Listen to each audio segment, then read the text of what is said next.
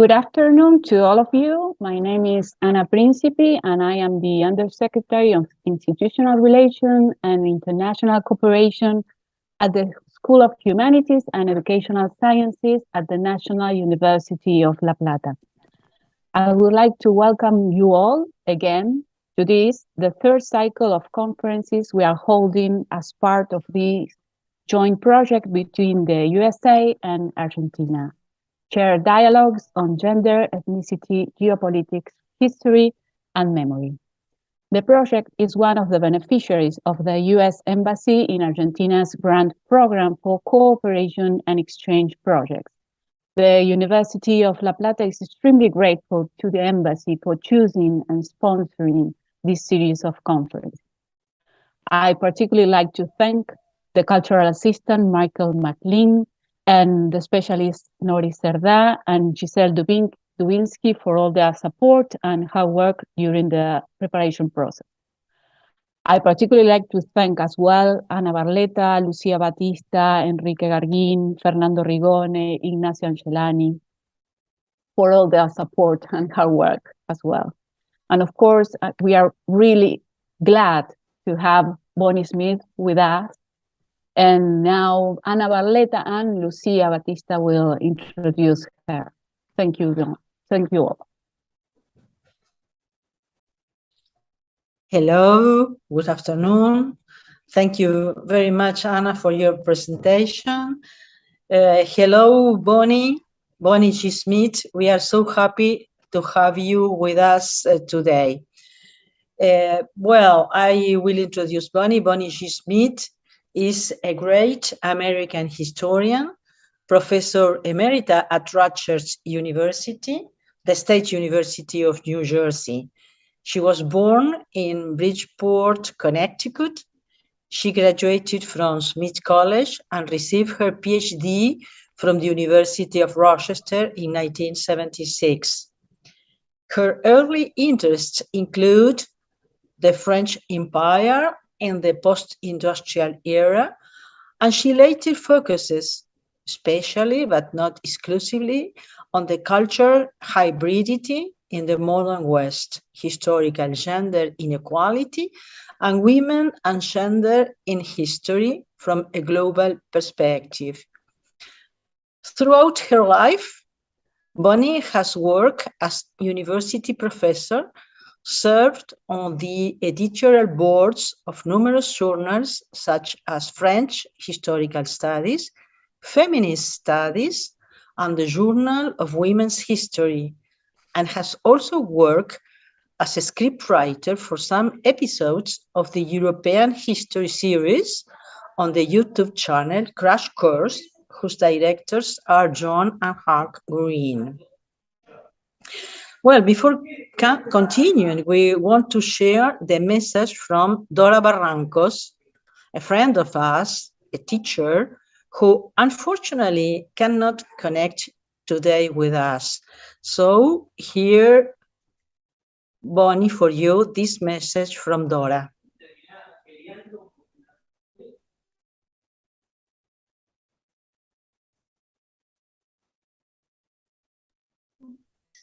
Non-public.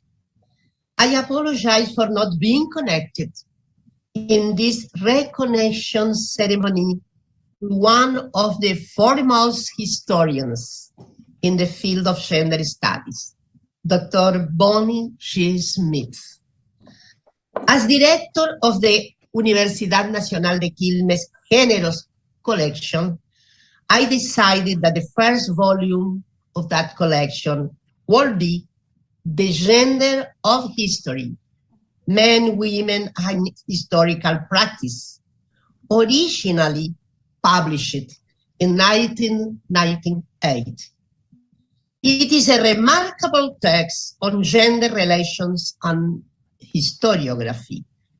The Spanish-speaking public and not just specialists needing the translation of these exceptional investigations.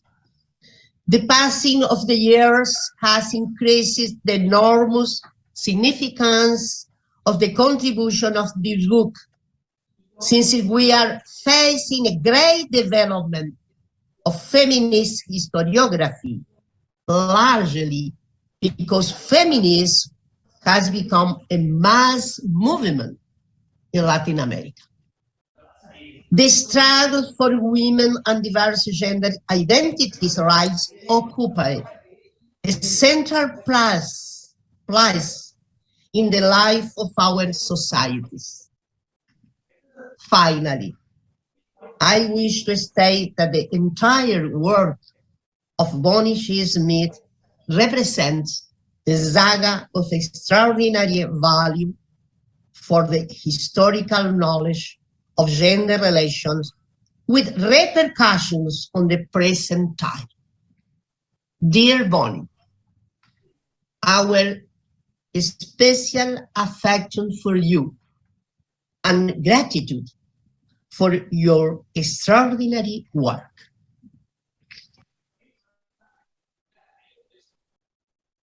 Thank you so very much. I'm so honored by that presentation, the talk, the collection, the description of the collection, and I agree that feminism is a very important movement and one I'm proud to be part of.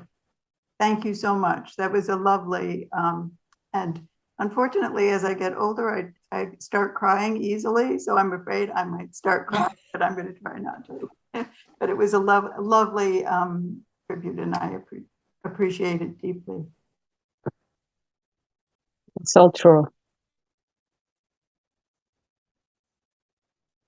I will continue. The Gender of History, Men, Women, and Historical Practice, originally published in English in 1998 by Harvard University Press. And since then, it was widely distributed internationally. It has been recently Mujeres y Práctica Histórica by María Teresa de Mesa and Rodrigo Molina Zavalía. I have I'm here again. Can you hear me? Yes. Yes. Yes. For the Generous Collection, directed by Dora Barrancos at the editorial de la Universidad Nacional de Quilmes. As Dora said, this work makes an important contribution to think the process of professionalization of history. A revelation.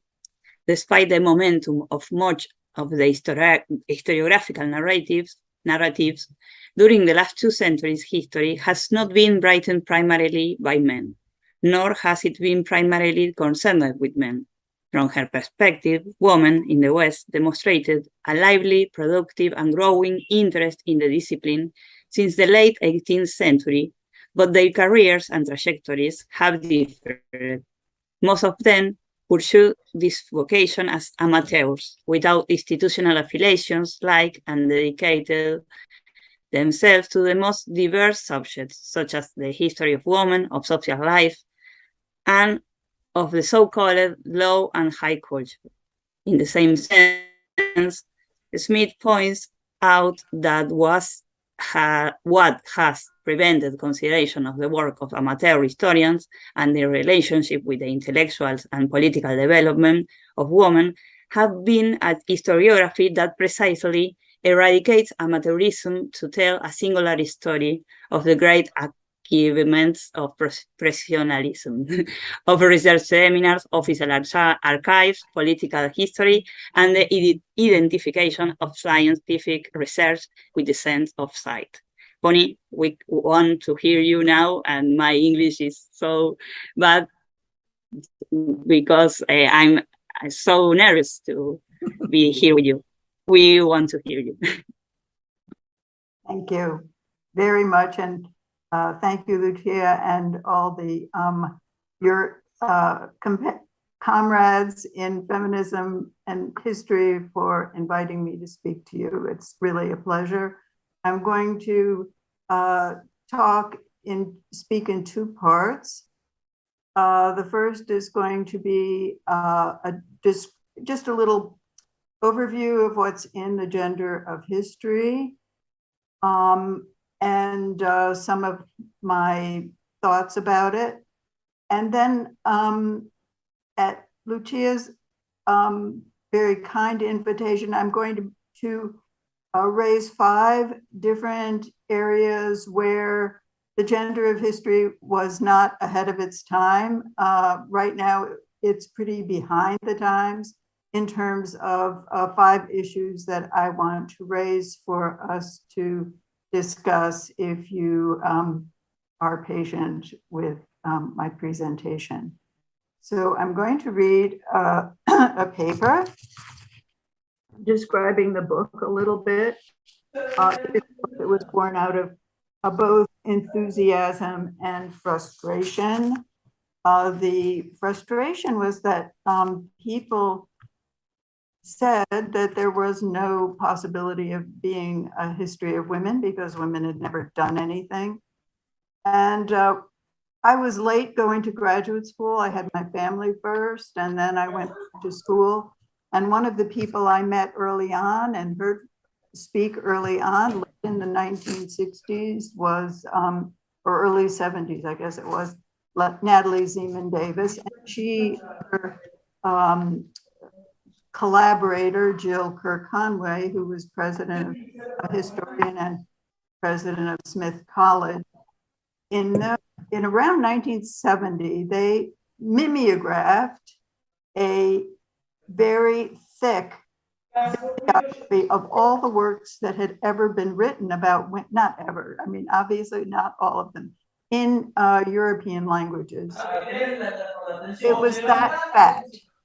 And so it from the beginning of my studies, I knew that there was a lot that had been written, but also we had to keep going and also show that there was a lot that had been written. So the gender of history, which was written,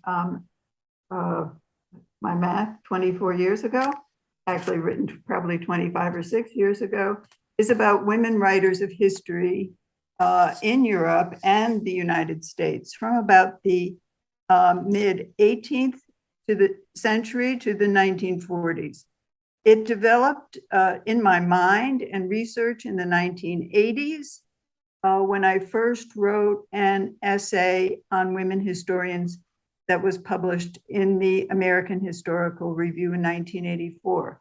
And I just want to say that it was so unusual in a way that the editor of the American Historical Review had been waiting to get enough articles to produce an issue, which would only have taken 4 or 5 articles on the history of women. So that's 1984. And he said to me later, he said, I knew when I got that final article that I could actually publish something in the American Historical Review on women, which to me is kind of pathetic, but there it is. It was, he was happy, and so was I.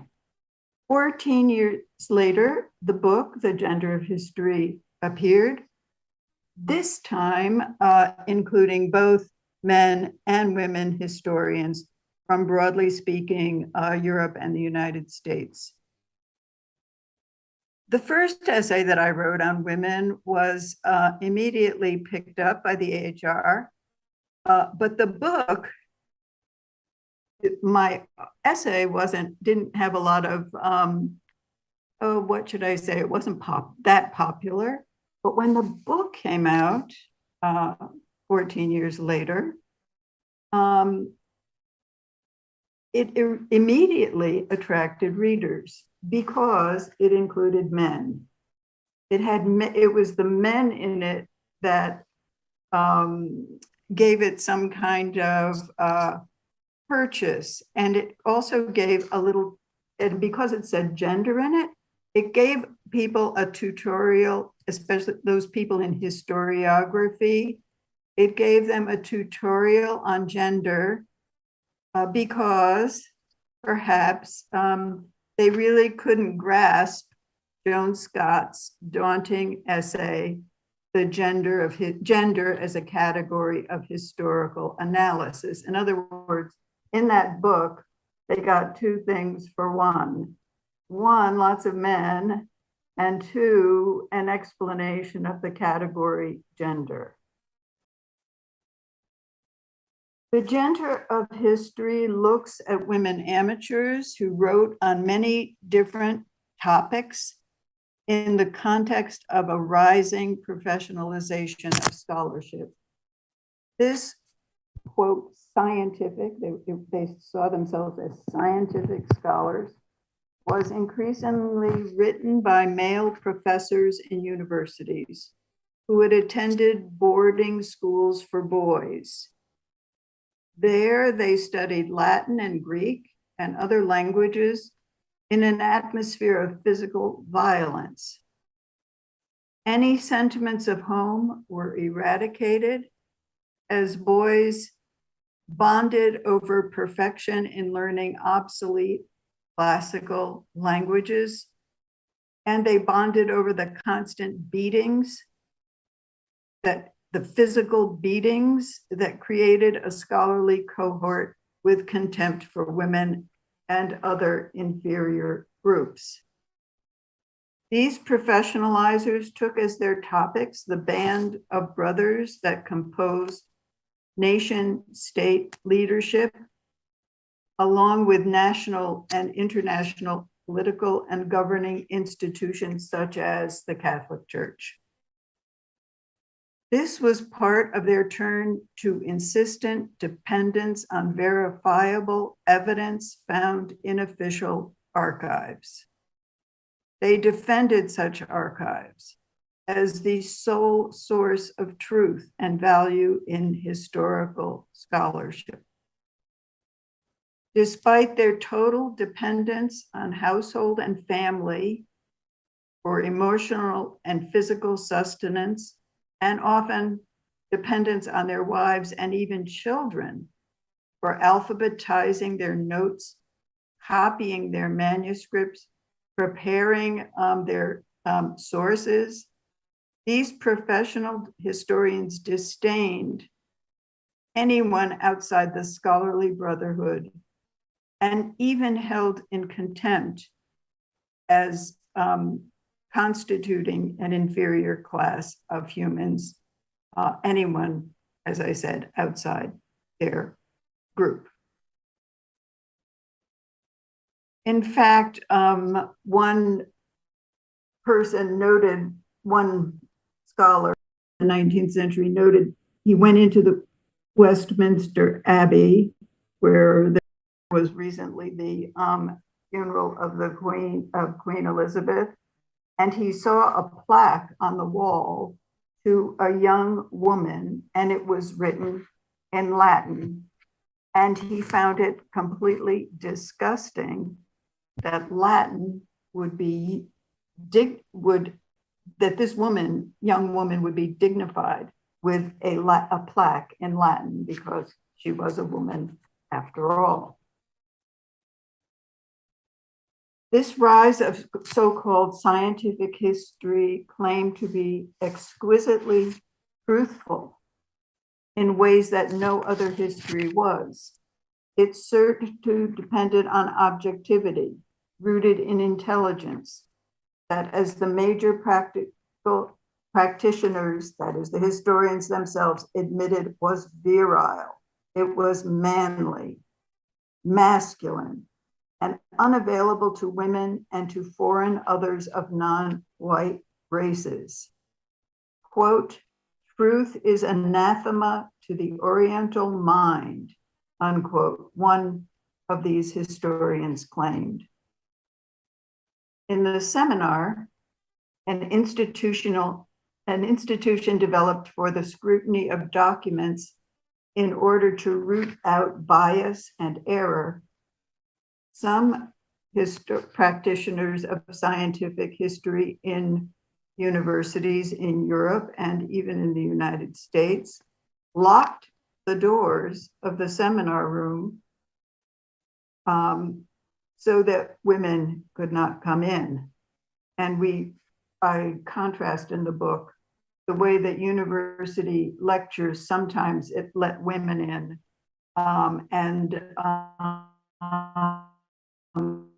these practitioners found this a big taboo to have any women in a seminar room.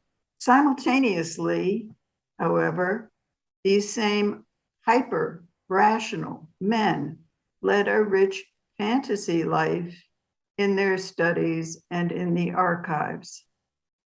According to Leopold, the German, supposedly the founder of scientific history, Leopold von Ranke, archives were so many, quote, fairy princesses with whom in his fantasy life, he was having assignations in his various encounters with their documentary contents. He especially sought out untouched, quote, virgins in these documents. The language of sex spilled over into descriptions of research materials. French historian in the 19th, early 20th century, Gabriel Anoto, professed to caress a rare book because, quote, it was enveloped in skin like a woman, unquote. Jules Michelet could hear moans, murmurs, and muffled sighs as he worked in French repositories of primary sources. And in the book, I talk about fetishism and the sexual aspects of fetishizing, more further elaborate on the fetishizing of documents and in research facilities. Simultaneously, a narrative of exclusively male genius and originality developed in the 19th century around these new practices. Here, the case of Athénaïs Michelet shows the structure of a sturdy and enduring trope of unparalleled male genius, shaping the writing of scientific history in the modern era. Athénaïs Michelet, she was Michelet's second wife and quite young compared to him.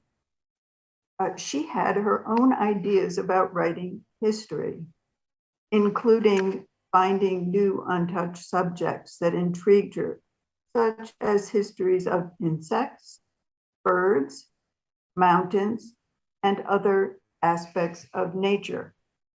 She and Jules collaborated, although she often originated ideas for these histories. However, as historiography has unfolded, Jules Michelet's genius, quote unquote, was developed as a fact of their writing. In other words, he was the genius in writing all of these.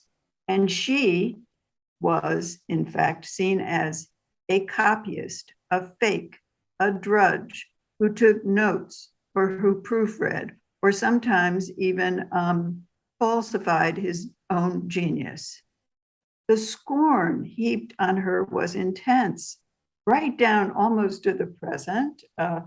And one of the last examples was from Roland Barthes, who I couldn't find words evil enough to hurl at her, even though we know so much, and of many of people like Guizot, many of their manuscripts are in their wives' hands. They may have copied them, but also the women say, I finished taking notes on this subject or that subject, writing this paragraph or that paragraph.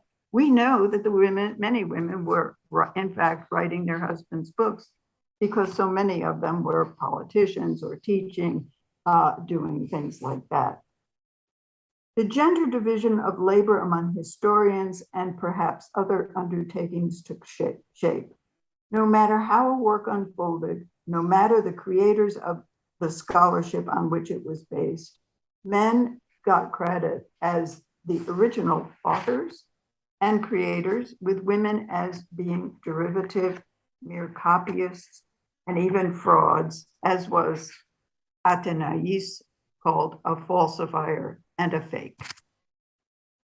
Finally, the gender of history shows that the language of gender constructed good and bad history in the same way that the original and copy distinguished these hierarchies as well. The history of amateurs, that is women, was garnished with, quote, rouge, that is what you put on your cheeks, tinsel, allurements of style, tawdry trappings. And there's a whole list of the work of these very gendered terms that were applied to the writings of women. The language of bad history was that of women, even prostitutes. As you see, words like tinsel, bedizenment are words that would be used with prostitution. With amateur history thriving, however, and it did thrive, I don't have time to say how much it thrived. One historian wrote to a colleague, Cleo is going to be just a gal about town, meaning a prostitute, on whom anyone with two bits is money, of inclination can lay claims. With bad history or amateur history connected to prostitution and the female body, the professor's body disappeared as he became all mind. And a section of the gender of history is about the disappearance of the male body and the emphasis of the embodiment of the amateur writer. And as one historian wrote, I study history, this British professor Collingwood wrote, to learn what it is to be a man, and in general, to have your body, to become all mind. What were women historians doing during this formative period of scientific history? The gender of history looks at women's scholarly work during the century and a half between the 1790s and the 1940s. First of all, they were really busy, researching assiduously, writing copiously. Many of them earned their living writing. In Britain, the Strickland sisters collaboratively produced dozens of histories of British queens, princesses, and noble women over the centuries. And I actually have editions of those books, and they are about, well, you can't see on television, but it's massive. There are dozens and dozens of their books that they produced. They went to archives using all means to gain access because women were generally not admitted. They used family papers, and like Germaine de Stael, wrote political histories in which their family members were leaders or otherwise involved. Women wrote local histories by the score and also histories of otherwise unstudied subjects. In short, they were innovators. Germaine de Stael wrote histories of political culture. Anna Jameson wrote art history, often like de Stael as fiction or travelogue or plain art history, all the while innovating, as did Vernon Lee on the senses and art history. They especially innovated in the field of social history, while the men were limiting themselves to only to topics that were about the nation and where they had verifiable official documents. Alice Stopford Green wrote social history with her husband, J.R. Green, who actually professed not to want his wife ever to enter his study except to copy all his manuscripts and do a lot of his note-taking for him. Lydia Maria Child produced a multi-volume in the 1830s global history of women. Women's history in multiple forms also included the history of furnishings, architecture, the history of the urban landscape, history of literature as Louise Corralio's multi-volume anthology of women writers appeared in the 18th century, or Lucy Maynard Salmon's study of domestic service, her 2-volume history of newspapers and cookbooks, and her essays on museums that followed her book on the US presidency. And I should say she was a late 19th century, early 20th century professional who taught at a women's university. Salmon, by the way, had studied with a, quote, scientific historian trained in the seminar method. She then proceeded, and this is one of my favorite stories, to introduce the seminar at Vassar, which is an all-women's college or university. But instead of studying official documents, the students studied train schedules, laundry lists, cookbooks, and the housing on urban streets instead of those documents. And Vassar College remains a school that mostly uses the seminar method because of Lucy Maynard Salmon's leadership, her leadership and her innovative historical work. Eileen Power managed to gain acceptance with her pioneering social histories of women religious. And you may have heard of Eileen Power. She's super famous, founded the Economic History Review. When I interviewed in the 1980s, some elderly and super distinguished, I'm saying one of these men had been knighted, what they talked about, because I was starting to work on women historians, and I asked, what was Eileen Powers like? This distinguished historian talked about Eileen Power going to nightclubs and how she rolled her eyes at all the men. In other words, again, he took a very distinguished professional and turned her into someone where you focus on sex and sexuality instead of on her incredible accomplishments. So obviously there is tons more similar evidence in the book, The Gender of History. All the while, these men in universities downplayed, denigrated amateur historians. Male professionalizers began copying them profusely. The most blatant example being the turn to social and cultural histories by university professors, including people like Benedetto Croce, James Harvey Robinson, and many others, as if they had invented what women historians had practiced for more than a century.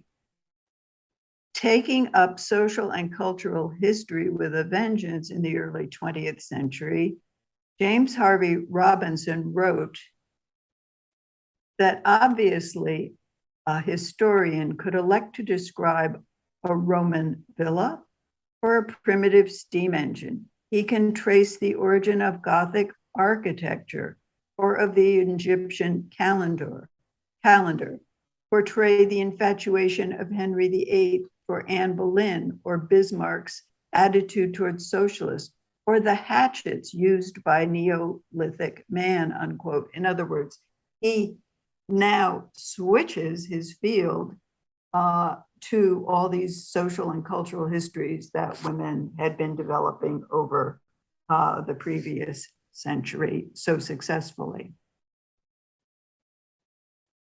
I will omit the ways in which women across the centuries pioneered researching and writing women's history, and also leave it to people in the audience today to read The Gender of History's final pages. And Lucia Abatista had asked me to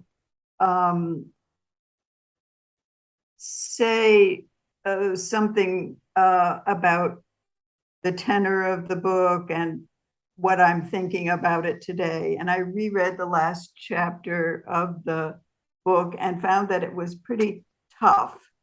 It was pretty hard on male practitioners. I couldn't decide. I'll leave it to you to decide whether the profession has changed or not.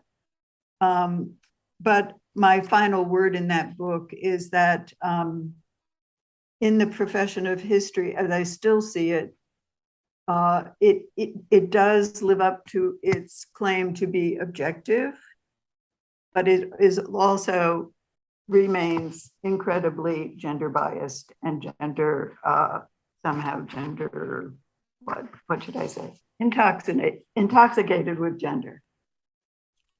So now I want to turn to the second part of my presentation because Lucia Abatista asked me to say, what have I been thinking about in the last 20 some years? And just in relationship to this particular book, I want to go over 5 what I see as missing ingredients of the gender of history, criticisms I might have of the book that other people might have of the book, and new ways of thinking that if I were rewriting the book, I would really probably have to write a completely different book. So I'm mentioning them briefly because I've lost complete track of time.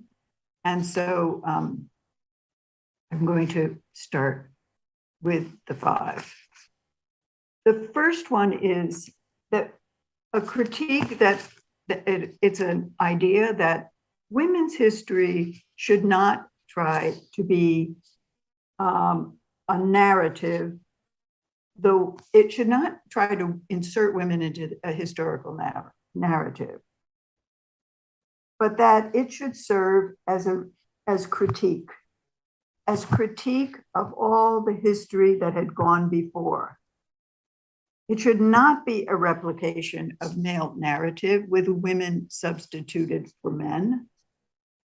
It should not seek to write women, as I did, into historiography or any other kind of history for that matter. Such a tactic would be a replication of masculine narrative and the whole masculine contour of history. Flipping the equation to include the feminine, the argument goes, merely shores up hierarchy and power. Rather, women's history should serve as criticism, challenging the universalist claims to truth of history generally. Others maintain that when women write history, they should consider that masculinity is at work overall. Now, some people just continue on. Those advocating a narrative and a compensatory approach believe in the plenitude of women's lives that needs to be revealed in historical scholarship to match the plenitude of men's. No aspect of history should be ignored, neither women's political, social, and philosophical thought, nor the daily life of parturition, work, and politics. For centuries, women historians have mostly attempted to fill in the narrative. But in fact, as I look back on it and I think of somebody like Christine de Pizan, who charts in her book of the City of Ladies,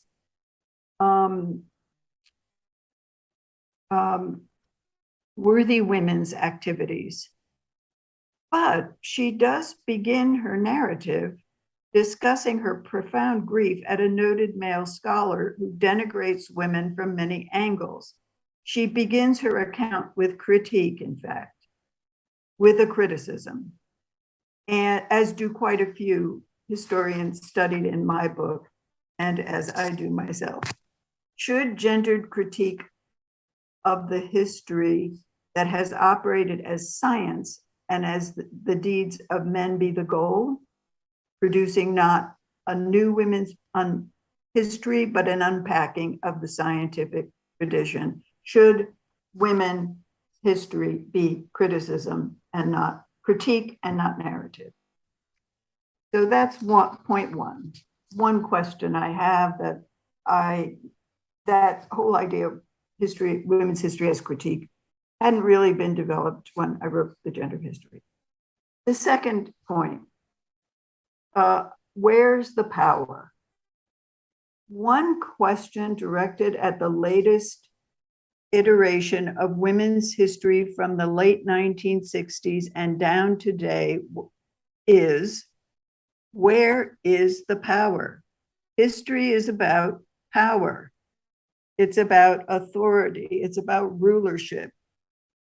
The challenge to women's history's legitimacy posed by those who claimed that history was essentially about charting the operation and effects of power, and that women had never wielded power, sent historians of women scrambling. There's not enough time to go through the resulting sightings of women's power, for example, in unions, food protests, charitable activities, and many forms of activism. Abolitionism, civil rights, you could say today's Me Too movement, suffrage, socialism, and communism. Women had been queens, behind the scenes influencers, assassins, resistors, warriors, and on and on. Exceptional women had, in fact, wielded that power.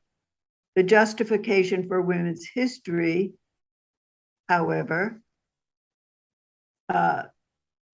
Natalie, in her book, Natalie Davis chronicles the lives, called Women on the Margins, chronicled the lives of three very different women on the margins as part of her historical engagement with and portrayal of individuals, providing what might be called a postmodern definition of power in history.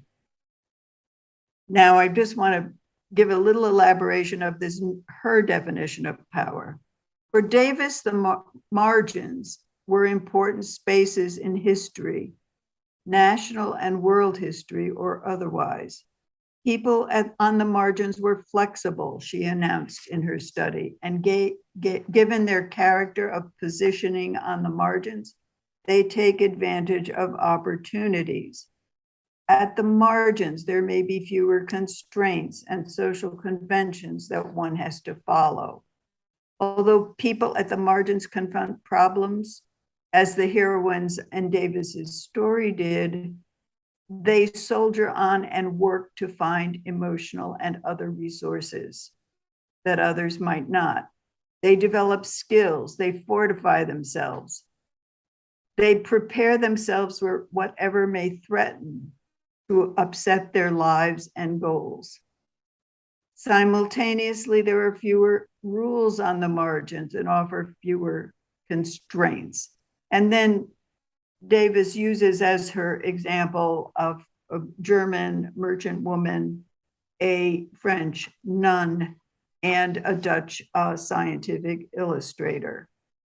And what she says is, you cannot, well, as I see it, you can see that in these women, they did have world importance despite the denial of their relevance in understanding the large process of what is called world systems and the power in world systems. However, when discussing her women on the margins, Natalie Davis did not call them powerful, but said instead that, quote, power flowed through them, unquote. The flow of power through individuals appears historically obvious in the case of queens, or in the Southeast Asian women diplomats. The same is true of African queens, Ginga, who kept the Portuguese at bay, even as she took on regional kingly rivals. Davis's protagonists were hardly so highly born or recognized as internationally important. She shows their power as life force or as competence or as worldly energy, or in the infusions of white and other power directing their actions. Dwelling on this earth was a matter of life practices, rules, and competencies, and a broader international power, creating European knowledge and wealth-based dominance. In some, new scholarship and postmodern theory that we see in Natalie Davis and others provides us with novel and critical understandings of power and individuation as she merges structuralist exigencies with human capacity. The question of power, except for control in the professions, was ignored in the gender of history. Is power an important topic of discussion for women's history? So that's another problem that I never confronted in the book, but discussions of power have taken this kind of postmodernist term that Natalie Davis uses. Okay, so point 3 that is not in the gender of history is the imperial context. And of course, imperialism, although one of the first historians of British Empire, Lillian Knowles, was a woman, Lillian Knowles, who wrote in 1922 a massive history of the British Empire. But Gayatri and others, Spivaks and others question, can the subaltern speak, or as she put it, the subaltern of the subaltern speak, that is, can women speak, was unaddressed in the gender of history. Still, outsiders to the US nation, that is, those within the nation whom white males kept from full citizenship and equality of rights, did take up the cause of writing their history. By the end of the 19th century, African Americans, such as Jacob White of Philadelphia, had been collecting documents and objects and writing histories for a substantial period. And I go on here in the paper. I'm afraid I'm running over my time, so maybe you can just let me know how things stand. But we are really okay. Don't worry about time. Are we okay? Because I list here the many writers of African American and Native American or indigenous histories that were actually written in the late 19th century and into the 20th century that were not included in the book. And there's such a nice list of women who undertook historical work. They showed their past as coherent groups with foundational agreements, laws, and rich culture. Zitkala Sa, a Sioux woman given the name Gertrude in a missionary school, she gathered up Native American lore and published collections of Native American women's stories. White women also collected Native American, indigenous peoples' stories, histories at the turn of the 19th into the 20th century. Helen Hunt Jackson, for example, was called a muckraker because her appraisals of the American, the US treatment of Native Americans, she wrote scathingly of them in her book called A Century of Dishonor, written in 1881. She brought forth documents showing that massacres by Native Americans were, quote, instigated and hired by the English, unquote. Seen as less fiery, Mary Austin's Land of Little Rain on Native Americans in the Southwest, Blair's Indian tribes were scientifically grounded in documents. And so I don't want to run over too much, but I will just say that none of these books that I could list a little bit more were found did I have in the Gender of History. And so the real turn today that I didn't write about of women amateurs in the 19th and early 20th century is something that really needs to be thought about. And women in other countries, and here is, of course, in the history of empire, I did not have Egyptian women who started numerous periodicals for women, all of them run through with historical findings. Islamist women also focused on women's accomplishment, especially those of the relatives of Muhammad and women scholars who were interpreters of the Hadith. The trajectory provided an existential affirmation across time that was said to indicate worth of civilized national citizenship, an important acquisition given the designation of the colonized, especially women, as not advanced enough for either personal or national autonomy. Still, there has been resistance to invoking both the historiography of the imperial past and developing its relationship to the nation. Studies of women historians globally is still in the making. Although there's so much women's history that's now being written. It is the women historians who don't yet, that I know, but I may be missing something, metamorphosing. Without going into the fantasies behind such eroticized heterosexual visions of the nation, it is clear that the psychic investment in the heterosexual economy of the nation state in a world of empires and nation state is intense. Witness just one example.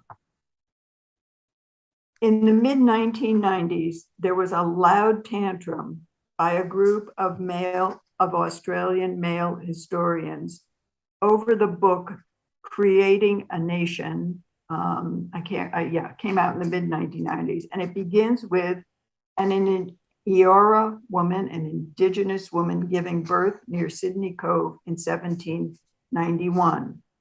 This account of an Aboriginal birth, the rant went, disgraced Australian history, which everyone knew that Australian history began with white male Australian sacrifices at the Battle of Gallipoli in 1915. So I'm still left with that problem of empire that was really, I just had a few examples of the denigration of non-white people and competing narratives in the gender of history. Number 4, the theory of intersectionality. And I think that's one of your topics for your series. Developed at the time the gender of history was taking shape as a manuscript. It was not well integrated, or perhaps it has been overly integrated into the writing of history today, even as it has been adopted by many thinkers as a way of complicating narratives and analyses.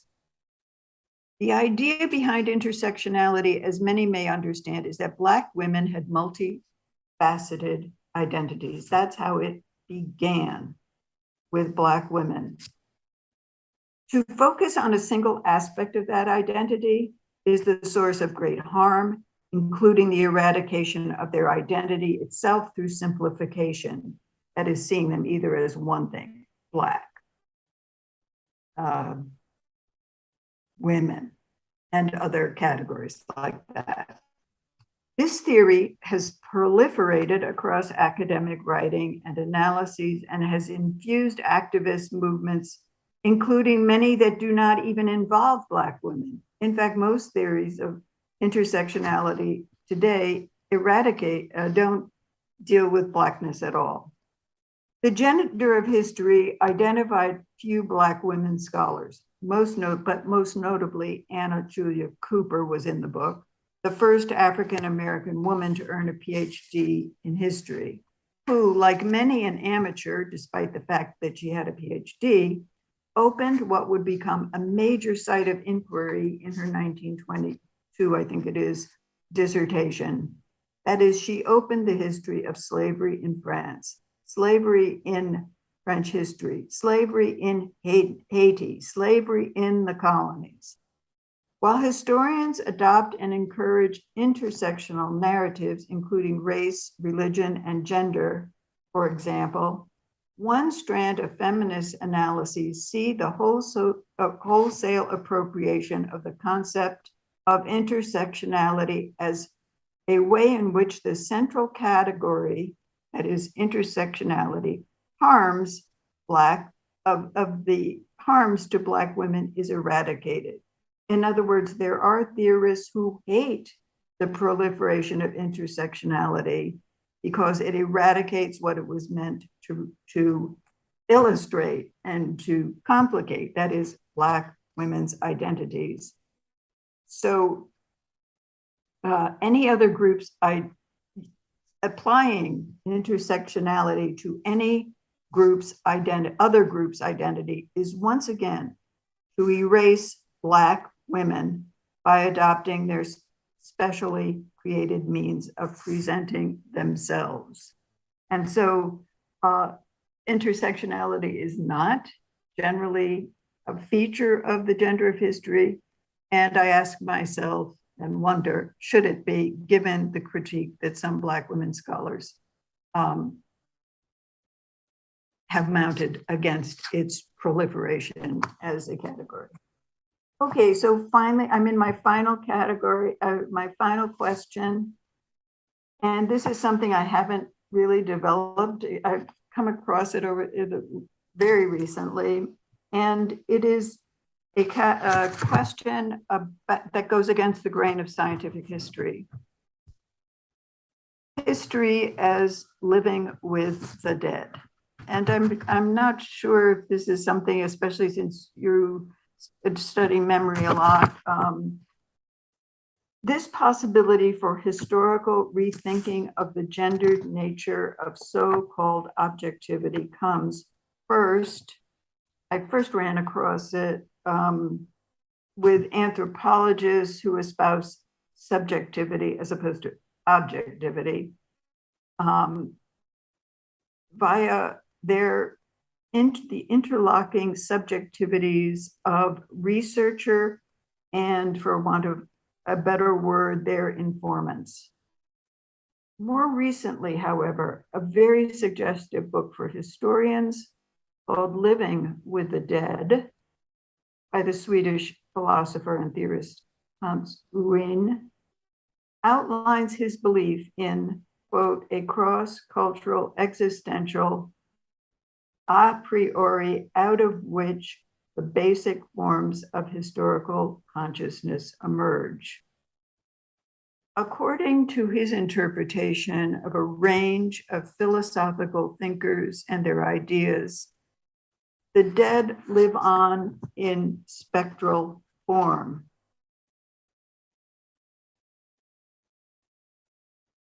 We exist in a historicity of, quote, conflicting loyalties, where the subject is always already called to respond to the dead. Life has at it, unquote. life has it as its base, quote, an intersubjective ontology of being with the dead, and that, quote, history maintains the relationship to the past of the living, unquote. So many historiographers would have us return to Herodotus and the Greeks for a defined understanding of the past based in a telling of historical story that is finished. Living with the dead, however, goes back to the prehistory of Herodotus, to the Iliad, to the Odyssey, where there are visitations made to the dead, with the dead, who under certain conditions are very spectral, but who may disappear, but who come back. They have conditions for the living storyteller historian to follow, including correct behavior. So there is much to this book's argument, but it contains a blow in one way to scientific history. That is, that there is this intersection with the dead. There is a respect, interlocking subjectivities of the dead and the living, which no scientific historian in the 19th century would have acknowledged. And so even though the book is a blow to scientific history, albeit the teller of is male, and so is Herodotus, as are most in the story itself, except for a few women characters. So there were among amateur historians in the historians in the gender of history, multiple approaches to the past. Living with the dead contains something akin to those, albeit it is super sophisticated. So my last question is the ongoing value of objectivity and the relations to the dead that historians saw as a very finite and objective one. And I think that's the end of my questioning and the end of my tour through the limitations of my own work. Thank you very much for your attention, and I'm so happy to have been invited. Well, thank you so much, Bonnie, for these excellent presentations. And I mean, with so many ideas to incorporate to the agenda in our studies and deep reflections, and thank you so much for this good content, as Tamara Contreras said in YouTube. Really, will keep us thinking like for a month. I wrote a lot.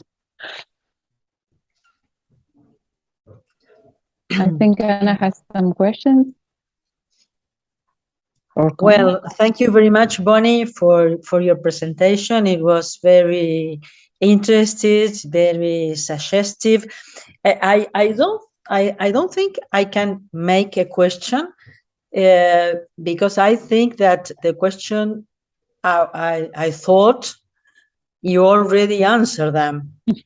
Yes, because my questions were about the new paradigm of historiography, and then your second part fulfilled that items, I think. But the value of your book for us and for our degree, for our history degree, is excellent because we can inspire in this book to think about these new paradigms for our students, for ourselves, of course.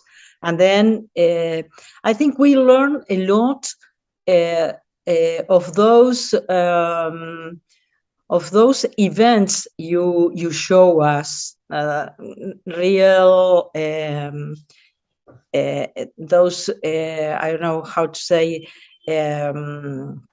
those events of that show the association between men and women in the 19th century, or Michelet's trajectory, and then those events are involved wives and lovers, and their contribution to the writing of history. You know, what we always think about,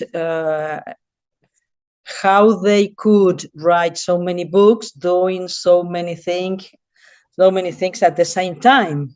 So, well, it's an answer in this association, no? And this not visible association. And then, well, my questions were around these aspects of the new paradigms we can make, we can propose, we can promote since your talk. I don't know if I was clear or not.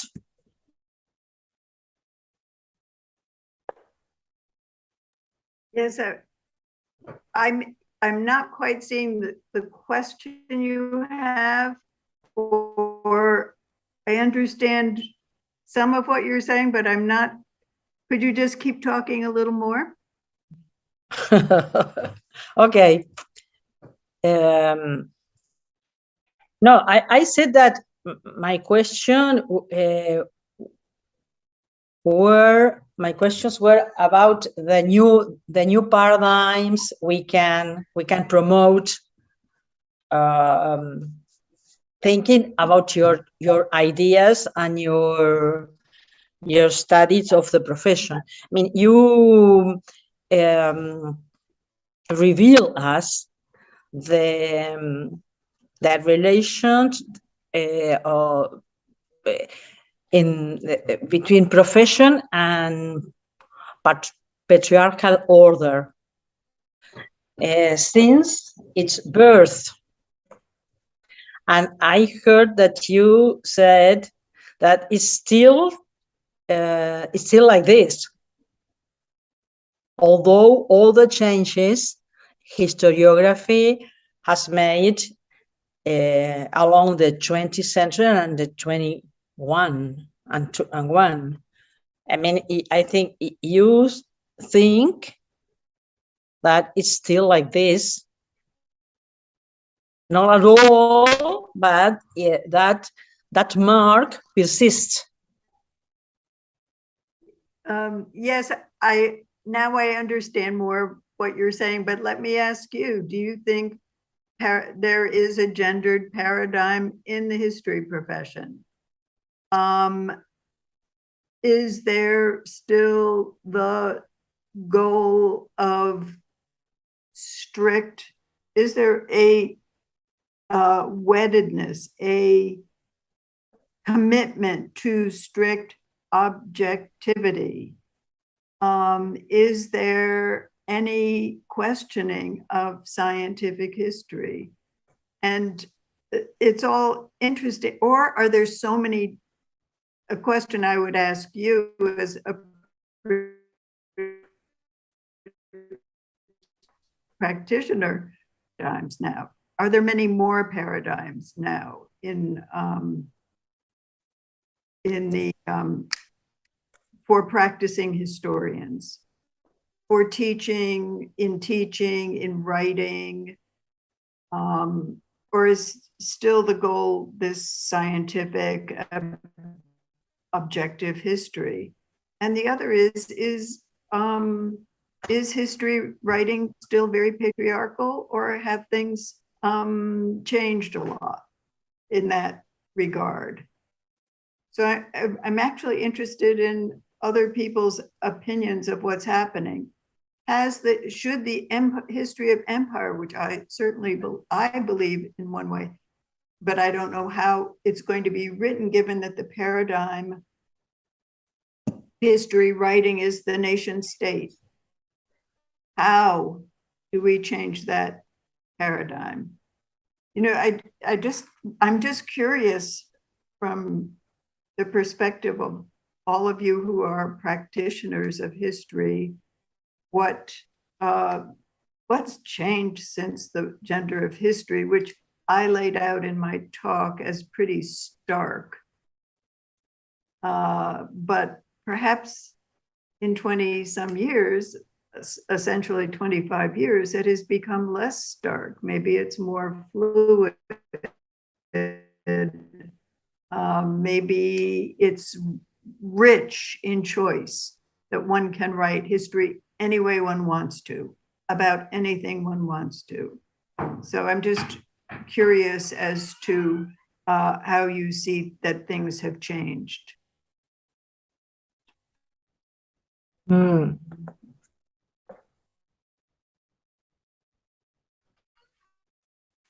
Well, I don't know.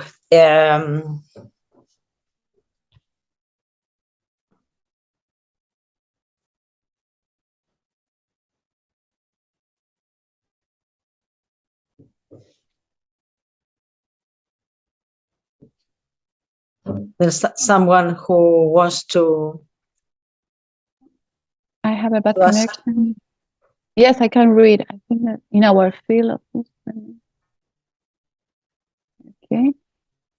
Is that you, Lu, or are you typing someone else's idea? Is that you? Okay. Okay. Yeah, Lucia is saying, I think that in our field of history and memory, we have some changes in the practice of listening to people. It has to do with authority, no? Who is author or who's authorized to speak. And this is one of the, I think this is one of the issues that I just suggest in the practice of anthropologists, and that's where I first heard about this kind of. Right. Yeah. Maybe you could talk a little more about that. The authority, the aspects of authority. It's tough, you know, in English. That's why. And we can try. Yes. I was thinking, you were talking about 5 missing ingredients, and of these 5 ingredients that you just mentioned, is there one that you think should be studied more urgently right now?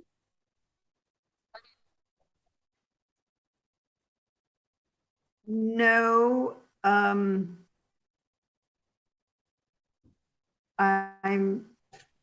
you hear me? Yes, perfect. Yes, perfectly. Okay, thank you. No, I don't see the urgency, and I mean, I don't call one out as particularly urgent at the moment, but I know they're great. Those are great problems in the book that I wrote. They're just glaring. And one of them, the intersectionality, it isn't so glaring in one way, because I've just been reading, this was actually a year ago, when I was editing another book where this critique of intersectionality as a kind of a category that was useful for everybody. I mean, you could use it for family, you could use it when you go grocery shopping, or you could use intersectionality everywhere. But Black women are really quite, some Black women are quite upset about the ease with which intersectionality has been used. So that, but I think every one of them is an urgent, I don't mean urgent, I mean something to think about. Again, sooner than later. Pardon? Sooner than later. Well, all of them, I think, are topics that could be for fruitful discussion. And I'm interested also in, for example, I don't know that much about memory and history, which is the topic of your program, but it seems as if somehow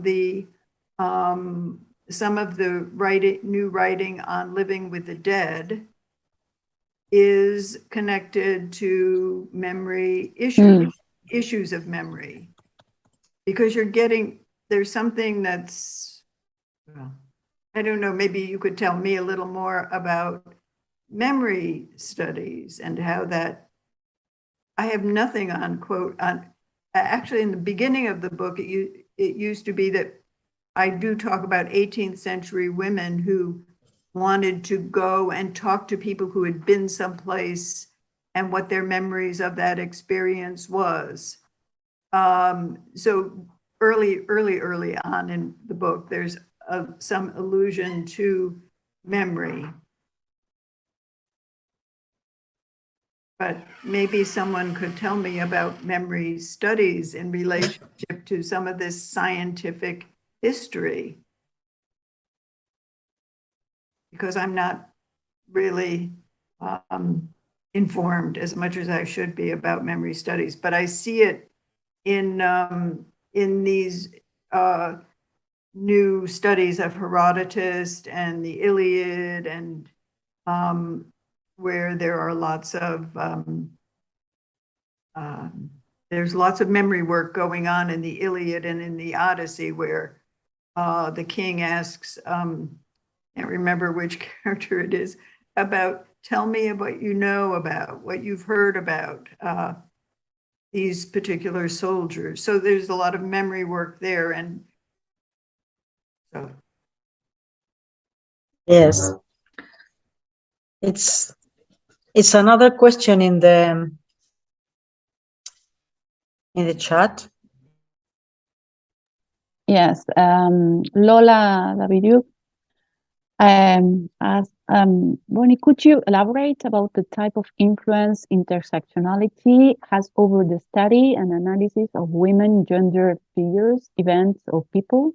I do get what intersectionality is, but I think I got it wrong with its consequences or applications.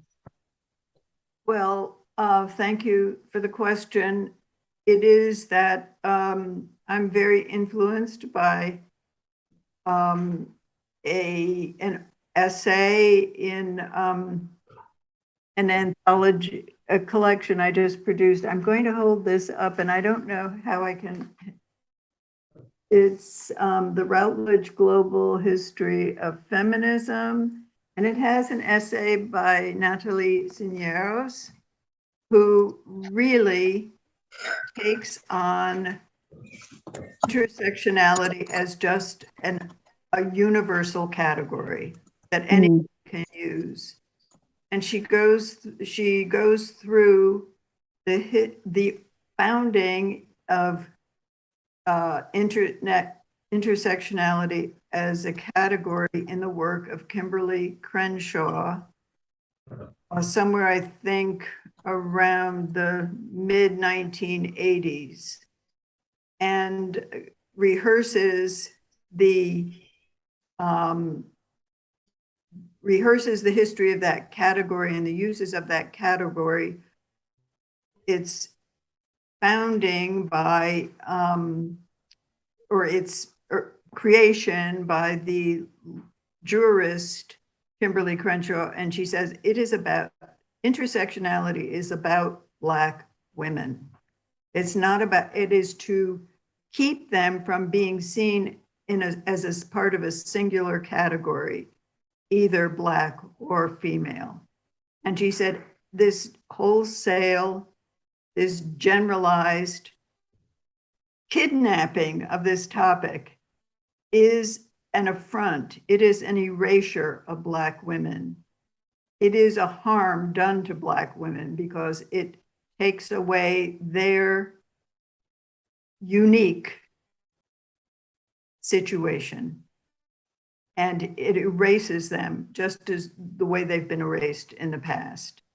So I'm influenced by that, even though I also know that intersectionality has probably been useful to many other people and is much talked about. So I'm looking in the chat and I see that question.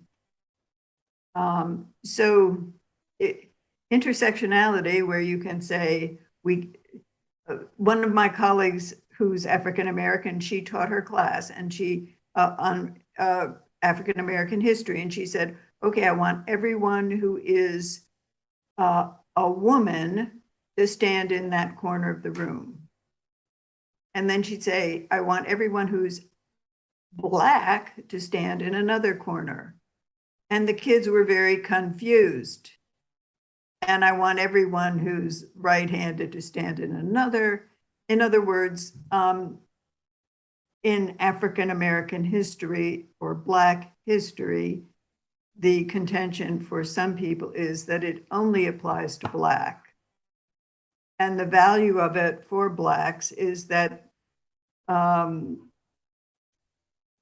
it gives them the richness of their identity, as opposed to calling them one particular, erasing half their identity or erasing a third of their identity by just saying they're Black. So I don't know if that answers the question in the chat. I think you do. Let's see what Lola says.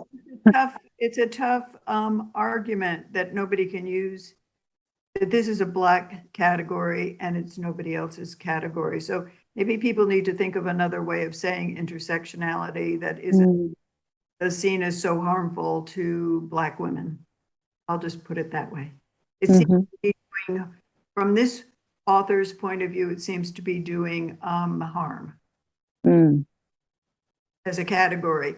And I saw that this is on your, this is part of your project, right, for this grant, is to discuss intersectionality. Yes, true. Yes. So you had a speaker who makes that point? Or is it as a very wide-ranging category? Here we are starting to use it, and I believe we need to ¿cómo sería? We need to study more, and this kind of talks we really need to analyze, to search for the best categories to what we are trying to create in our field, and what we are trying to change in our field. I was trying to think how it can be pronounced in English, but I expect you can understand. In our investigation of recent history, we are trying to use memory and think around memory, and this can create some praxis with the opportunity of listening people to be in part of an interview, to have another kind of sensibility in our production of history that still is being,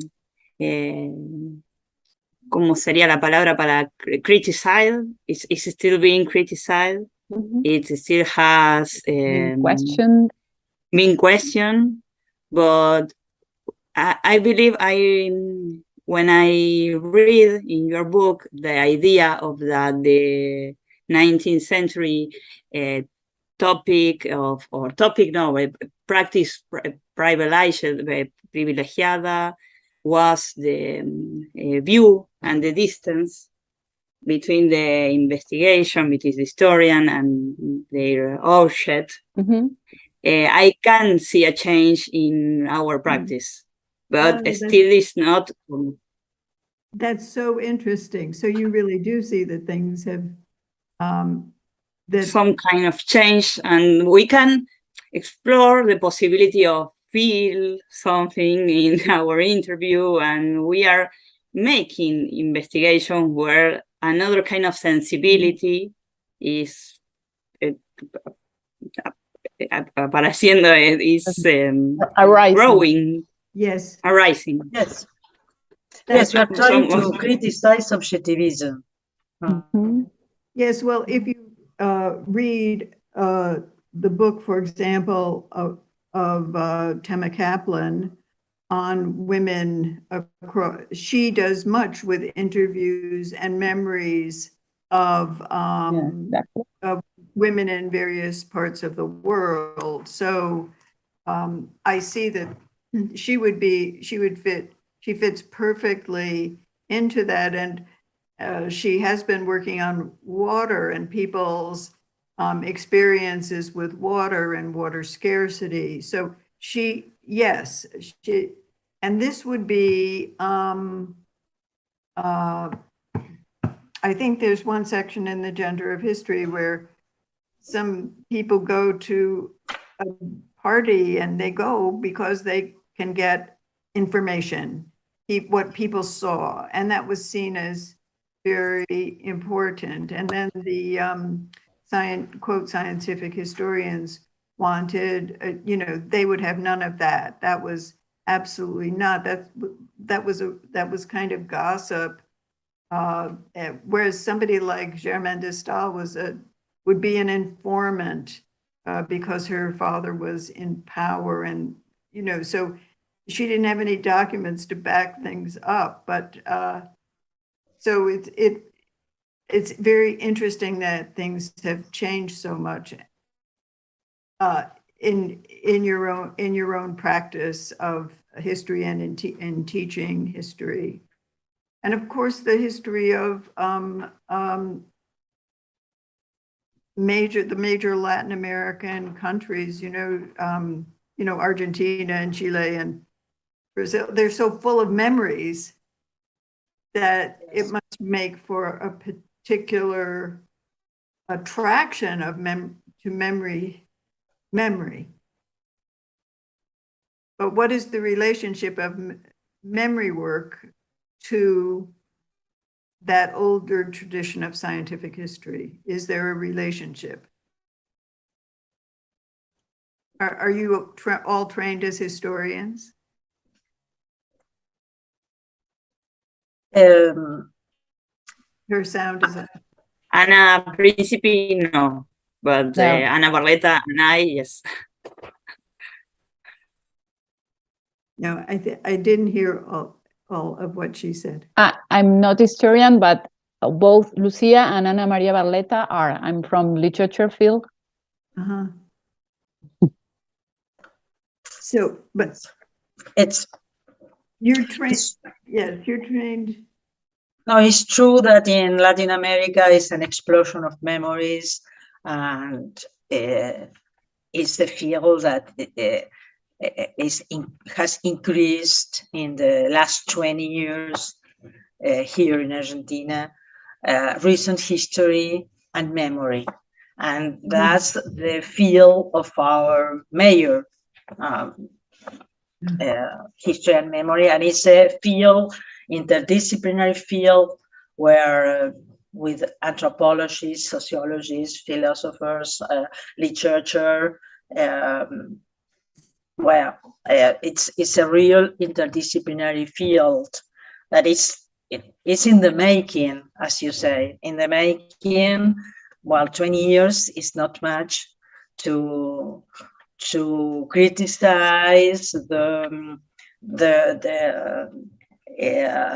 closed disciplines. I mean, this field it's open the closed fields of the traditional disciplines. I mean, the disciplines that were made in the 19th century, social sciences, for instance, no?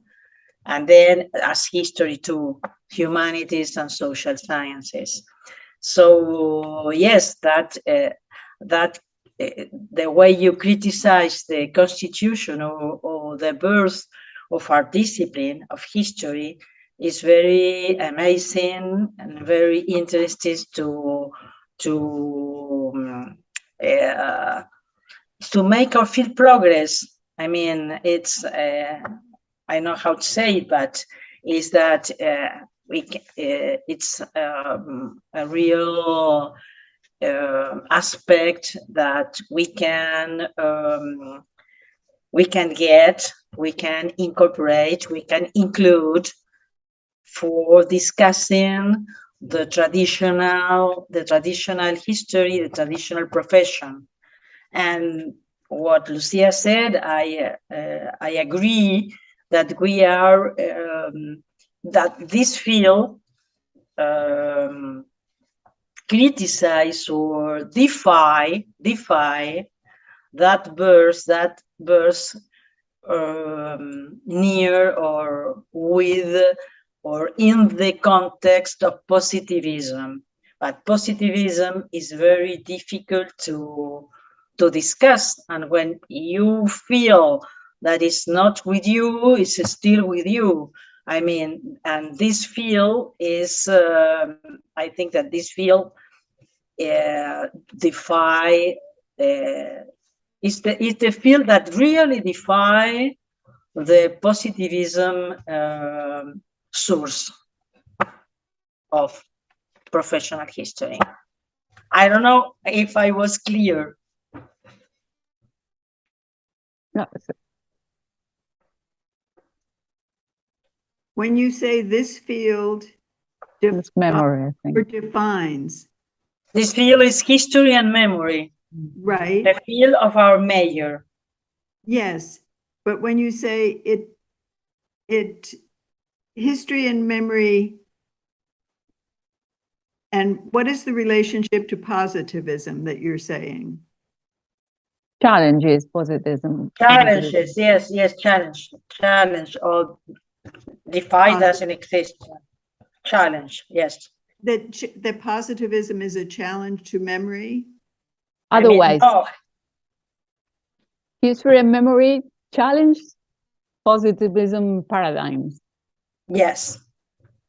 And but 19th century history was pretty much positivism. Mm-hmm. You get the facts and you know them, and that's it. That's the story.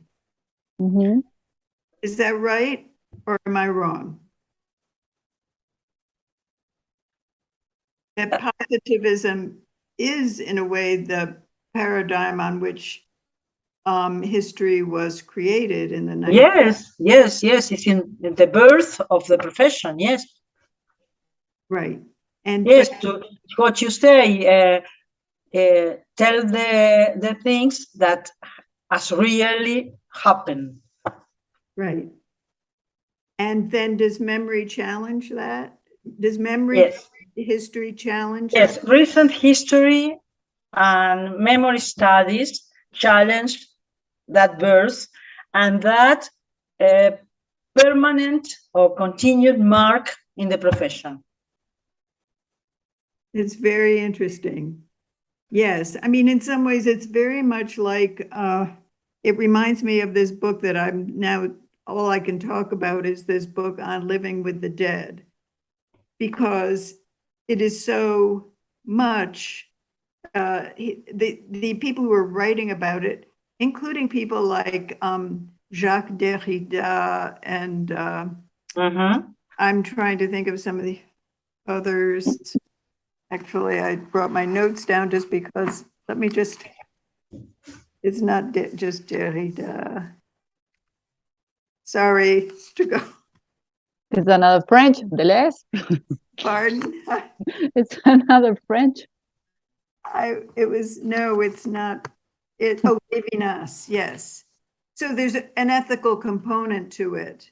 There's an ethical component. And with Derrida, there's, you know, the whole so many ingredients in that. But with Levinas, it's an ethical critique of, and the same would be true of memory also, because there's so much ethical grounding in memory, and one's interested in memory and the history. I mean, to me, especially in the history of empire or the history of race, or so many other histories are grounded in ethics and the ethical content of memory.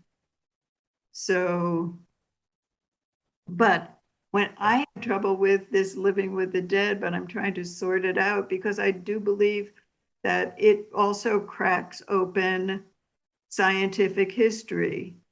Yes. Just the way memory does. Here is someone that said, it is Ricky Petro, it is an extremely important field of study. It's revolutionary. Now we have the power to see the nearest past and judge things that were not okay, like dictatorships, and demand justice as well. It's like living with the death. Mm-hmm. Mm-hmm. Yes. In a sense, in other words. It's very, I mean, I see these because it's a history challenged by demands of the present. Demands? No. Demandas? Yeah, claims. Yeah. Claims. Claims. Yes. Claims from the present. Well, it is true, though, also, it was but unacknowledged in the formation of the history profession that it was definitely wrapped up in gender hierarchy, wrapped up in the nation state, wrapped up in all sorts of present concerns. But the commentators in the chat are saying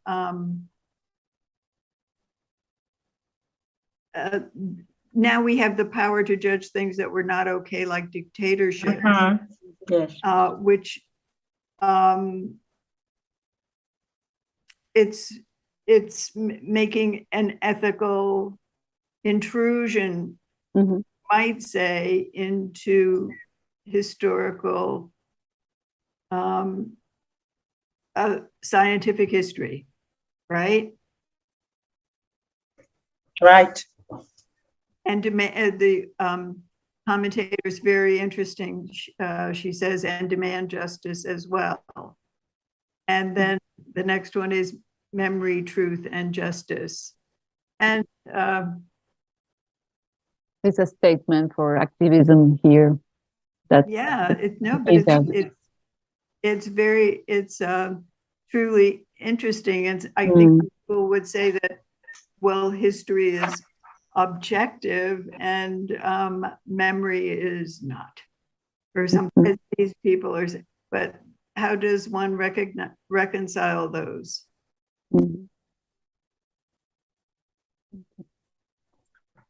How? Well, you made us talk.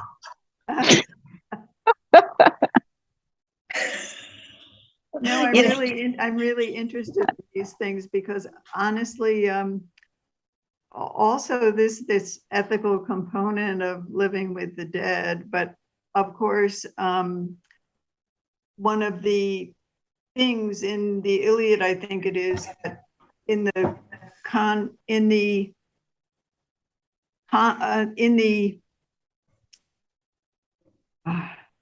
trying to think of who it is who goes down into the underworld, but when he gets down there and sees his mother, he's not behaving just right. He's not following rituals. And so the mother, as she's kind of a ghost, and she disappears. And so, right, because he's not behaving correctly, he's not following the patterns, the right behavior. So it makes me, there's no right behavior in scientific history except in your practice. In other words, you don't judge the people,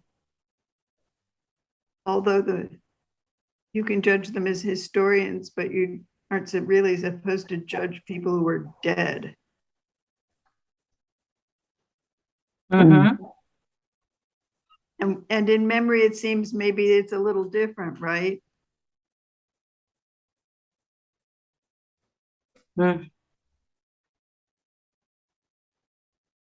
But of course, I'm getting far from anything I know. I mean, I'm not knowing about memory so much. Bonnie, you made us talk a lot, and you made us think a lot, and then we will translate this lecture, and for everybody could follow this subject.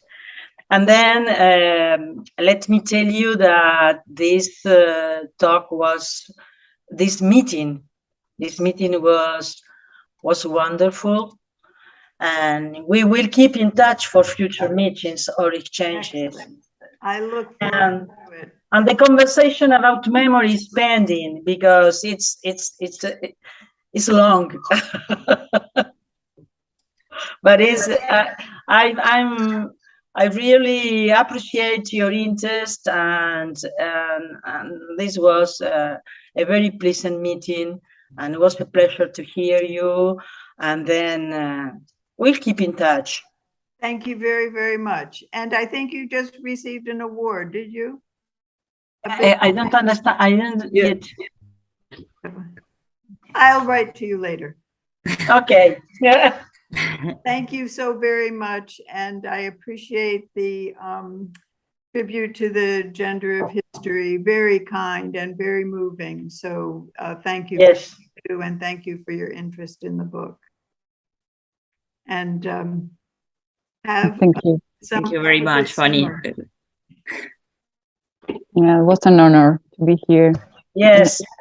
Everybody in the chat is saying thank you. Lola is saying thank you for your clarification on intersectionality.